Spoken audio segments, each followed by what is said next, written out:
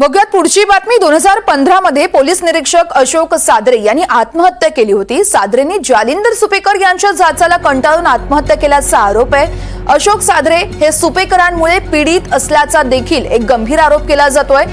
सादरे यांनी सुपेकरांच्या जाचाला कंटाळून आत्महत्या केल्याचा हा एक गंभीर आरोप आता समोर येतोय। 2015 मधलं हे प्रकरण आहे आणि याच प्रकरणात सुपेकरांचं देखील नाव आता पुढे येतंय। सुपेकरांच्या पीडित असलेल्या सादरेंच्या घरी एनडीटीव्ही मराठी पोहोचलेला आहे। 2015 मध्ये पीआय अशोक सादरे यांनी आत्महत्या केली होती। या संदर्भातली सगळी माहिती देतायत आमचे प्रतिनिधी प्रांजल कुलकर्णी आहेत आपल्या सोबत। प्रांजल, 2015 मध्ये पोलीस निरीक्षक अशोक सादरे यांनी आत्महत्या केली होती आणि या प्रकरणात देखील जालिंदर सुपेकरांचंच नाव पुढे येतंय। काय नेमक्या सगळ्या घडामोडी आहेत आणि हे प्रकरण काय होतं ते देखील आपल्या प्रेक्षकांना सांगाल? वर्षा, खरं आहे की जालिंदर सुपेकर हे नाव खरं तर वेगवेगळ्या कारणास्तव गाजतंय आणि या जालिंदर सुपेकरांच्या जाचाला कंटाळून पीआय अशोक सादरे यांनी आत्महत्या केल्याचा आरोप जो आहे तो करण्यात आला होता। आणि फक्त आरोपच नाही तर या प्रकरणी गुन्ह्याची देखील नोंद जी आहे ती नाशिकच्या पंचवटी पोलीस ठाण्यामध्ये झालेली होती। जे अशोक सादरे होते पीआय हे जळगावच्या रामानंद पोलीस ठाण्यामध्ये कार्यरत होते आणि तेव्हा कार्यरत असताना म्हणजे त्यांचं जे राहतं घर आहे तिथे खरं तर मी आता पोहोचलेलो आहे। नाशिकच्या आडगाव नाका परिसरामध्ये ओम नगर आहेत आणि या ओम नगर परिसरामध्ये आपण हा जो समोर जर बघितलं तर हा ओम बंगला आहे, जिथेच अशोक सादरे यांनी 16 ऑक्टोबर 2015ला गळफास घेऊन आत्महत्या ही केलेली होती। दरम्यान ही आत्महत्या केल्यानंतर एक चिठ्ठी देखील सोशल मीडियामध्ये त्यांनी व्हायरल ही केलेली होती आणि त्या चिठ्ठीमध्ये खरं तर जालिंदर सुपेकर यांच्यावरती काही गंभीर आरोप हे करण्यात आलेले होते। या चिठ्ठीमध्ये लिहिण्यात आलेलं होतं की सुपेकर जे आहेत ते मला वेळोवेळी त्रास हे देत आहेत, यासोबतच वाळू व्यावसायिक असतील आणि एक पीआय जे आहेत त्यांचा देखील त्यांनी उल्लेख हा केलेला होता आणि या सर्व त्रासाला कंटाळून मी माझं आयुष्य संपवतोय, माझं जीवन जे आहे ते संपवतोय असं त्यांनी म्हटलेलं होतं। दरम्यान या प्रकरणानंतर खरं तर एकच खळबळी उडालेली होती। सर्व प्रकरणाची चौकशी देखील करण्यात आलेली होती।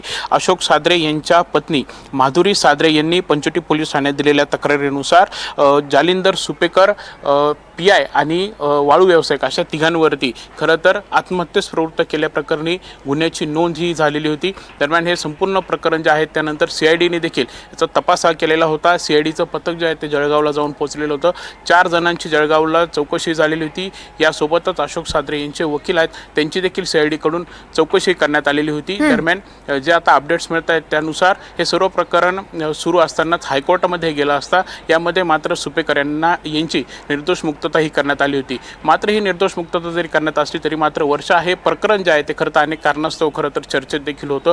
गृह खाते म्हणजे तत्कालीन जे गृह खातं होतं, गृह विभाग जो होता त्यावरती देखील संशय व्यक्त केला जात होता, कारण सीआयडीचा जो चौकशी अहवाल होता तो खरं तर सोशल मीडियामध्ये प्रसिद्ध हा झालेला होता आणि त्यानंतर मात्र हा अहवाल कोणी प्रसिद्ध केला होता, तो खरा होता की खोटा होता याचा देखील तपास हा लागलेला नव्हता। दुसरा एक मुद्दा आहे ज्यावरती खरं तर संशय व्यक्त केला जात होता, त्यानुसार अशोक सादरे यांनी खरं तर अशोक सादरे यांची एक स्वतःची पर्सनल अशी डायरी होती, त्यामध्ये त्यांनी खरं तर सुपेकर असतील किंवा इतर जे आरोपी होते त्यांच्याबाबत खरं तर लिहून हे ठेवलं होतं। अनेक आरोप हे करण्यात आलेले होते आणि ती डायरीज खरं तर गायब ही झाली होती असं न्यायालयामध्ये सादरे यांच्या पत्नीने प्रतिज्ञापत्र देखील सादर केलं होतं। ती डायरी कुठे गेली हे देखील नंतर सापडले देखील नव्हती आणि हेच सर्व प्रकरणामुळे खरं तर हे संपूर्ण प्रकरण जे आहे ते चर्चेत हे आलेलं होतं। आता याबाबत खरं तर म्हणजे आता सादरे यांच्या कुटुंबाची देखील मी भेट घेतली, त्यांच्याशी देखील विचारपूस केली, मात्र या कुटुंबाने कॅमेऱ्यासमोर बोलण्यास नकार हा दिलेला आहे। अशोक सादरे यांचा मुलगा ओम आहेत,